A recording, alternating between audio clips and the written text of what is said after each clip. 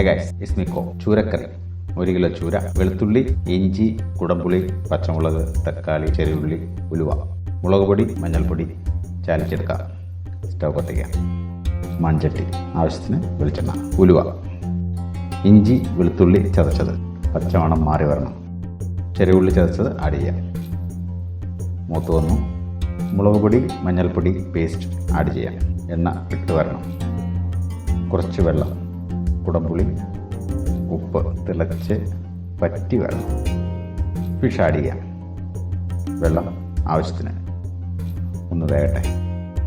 തിള തുടങ്ങി. പച്ചമുളക്, തക്കാളി ചേർത്ത് ഇളക്കി വയ്ക്കാം. മീൻകറി റെഡിയായി വരുന്നു. തീ അണയ്ക്കാം.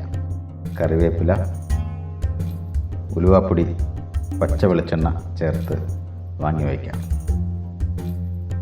അഭിപ്രായങ്ങൾ അറിയിക്കണം.